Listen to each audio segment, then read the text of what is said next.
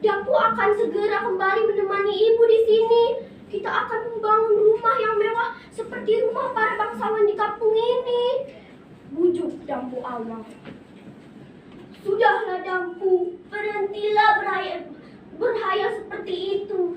Ibu akan merasa bahagia jika kamu tetap berada di samping ibu, anakku.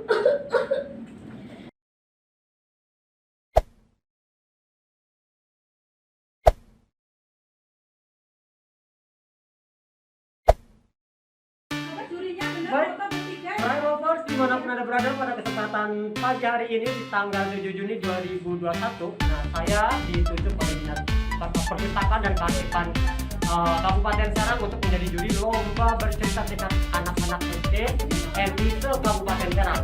Seperti apa kegiatan lombanya dan siapa-siapa yang jadi juara? Jangan lupa like, komen, dan subscribe channel YouTube Drama TDHS. Go!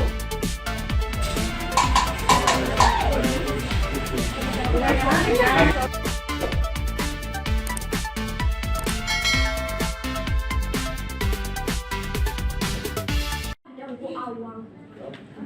Sudahlah anakku, ibu tahu perasaanmu bahwa kamu tidak tahan lagi menderita seperti ini. Tapi jika kamu pergi, siapa lagi yang akan menemani ibu di sini, anakku? Ujar sang ibu. Bu, Dampu berjanji kalau sudah berhasil, Dampu akan segera kembali menemani ibu di sini. Kita akan membangun rumah yang mewah seperti rumah para bangsawan di kampung ini. Bujuk Dampu Awang. Sudahlah Dampu, berhentilah berhayal seperti itu. Ibu akan merasa bahagia jika kamu tetap berada di samping ibu, anakku. Ya Tuhan, bukakanlah hati ibu hamba agar ia mengerti bahwa di negeri Malakasana banyak sekali pekerjaan yang akan membuat hamba menjadi kaya raya. Ujar Dampu Awang dengan penuh harapan. Keesokan paginya, perempuan tua itu menghampiri Dampu Awang yang baru saja terbangun. Dampu Awang melihat ibunya tersenyum. Ada kehangatan cinta yang terpancar dari tatapan mata ibunya. Dampu Awang anakku, ibu tidak bermaksud melarangmu pergi merantau. Tapi ketahuilah, umur ibu sudah uzur. Ibu khawatir kelak kita takkan bertemu lagi. Ibu tidak memiliki siapa-siapa lagi di dunia ini, melainkan dirimu, anakku. Ujar sang ibu dengan penuh rasa haru. Tenanglah Bu, Dampu tidak akan lama di perantauan. Setelah berhasil, Dampu akan kembali bersama ibu di sini. Ujar Dampu Awang. Baiklah anakku, jika itu sudah menjadi tekadmu, ibu akan mengizinkanmu pergi. Tapi ingat, kamu harus berjanji akan segera kembali kalau sudah berhasil. Ujar ibunya. Terima kasih Bu, Dampu berjanji akan segera kembali untuk membahagiakan ibu. Ujar Dampu Awang seraya memeluk ibunya. Keesokan harinya, sebelum Dampu Awang pergi ke pelabuhan, sang ibu menitipkan kepadanya seekor burung perkutut bernama si Ketut. Dampu anakku, bawalah si Ketut pergi bersamamu. Burung ini peliharaan ayahmu dulu ketika masih hidup. Burung ini mahir sebagai pengantar pesan. Kamu harus selalu mengirimi ibu kabar. Jaga dan rawatlah burung ini seperti kamu merawat ibu, ya nak. Ujar sang ibu. Baik Bu, Dampu berjanji akan selalu mengirimi ibu pesan di setiap awal bulan purnama. Setelah itu, berangkatlah Dampu Awang bersama ibunya ke pelabuhan. Setibanya di pelabuhan, Teku Abu Masyah sudah menunggunya.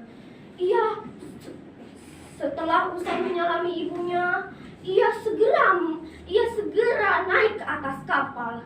Tak berapa lama kemudian, ia pun terlihat di atas anjungan kapal sambil melambaikan tangannya.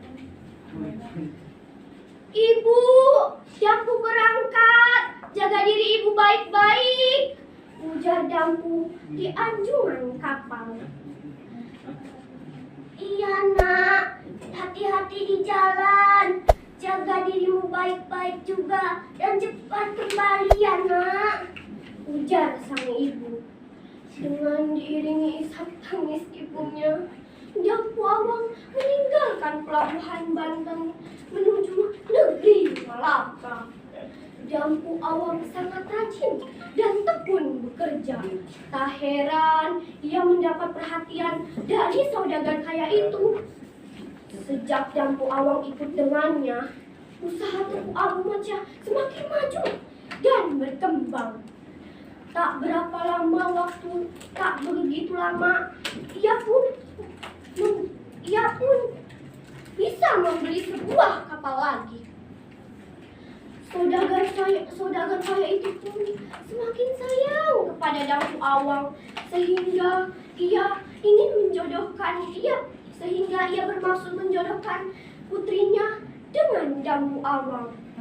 Pada mulanya Dampu Awang menolak tawaran itu karena ia merasa dirinya sebagai anak buahnya tidak pantas menikahi putri juragannya. Maaf juragan, saya tidak bermaksud menolak tawaran baik juragan. Tapi, apakah saya pantas menjadi menjadi pendamping hidup putri juragan? Ujar Dampu Awang sambil merendah. Jangan khawatir Dampu, setelah kalian menikah nanti, aku akan mengangkatmu sebagai nahkoda kapal dan mewariskan seluruh harta kekayaanku kepada kalian, ujar Tepu Abu Macia. Akhirnya Dampu Awang dan Siti Nurhasanah menikah dan hidup bahagia. Tak berapa lama setelah ia menikah, ayah Siti Nurhasanah meninggal dunia.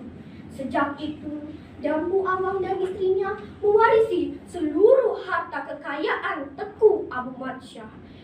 Ia hidup dengan penuh kemewahan dan bergelimang harta, sehingga melupakan ibunya yang berada di kampung halaman. Setelah 5 tahun hidup di perantauan, tiba-tiba muncul keinginan Dampu Awang ingin kembali ke tanah kelahirannya di Banten. Pada hari yang telah ditentukan, berangkatlah Dampu Awang bersama istri dan para pengawalnya menuju ke Banten dengan menggunakan kapal yang besar dan megah. Setelah beberapa hari mengarungi lautan luas, tibalah mereka di pelabuhan Banten.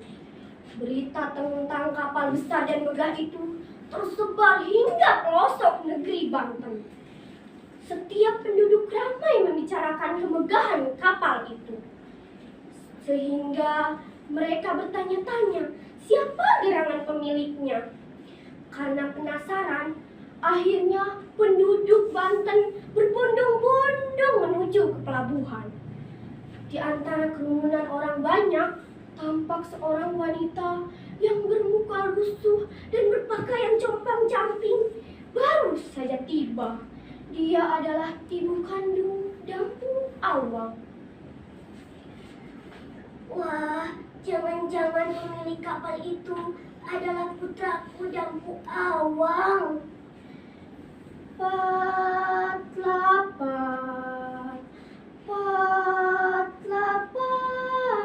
katingalna masih tebi kene pisan layarna bodas nyeng celaka tiup ka ombak-ombak.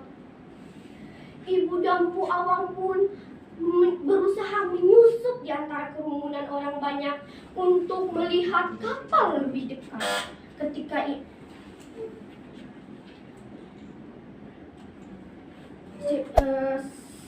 Singkat cerita, kapal Dampu Awang terombang-ambing di lautan. Seluruh isinya terlempar jauh ke arah selatan dan jatuh tertelungkup. Konon, perahu itu menjelma sebagai gunung yang kini dinamakan dengan nama Gunung Pinang. Pesan moral yang didapat dari cerita legenda Gunung Pinang adalah kita tidak boleh durhaka kepada orang tua, karena orang tualah yang telah melahirkan kita dan membesarkan kita dengan penuh kasih sayang. Demikian cerita dari saya. Salam literasi. Wassalamualaikum warahmatullahi wabarakatuh.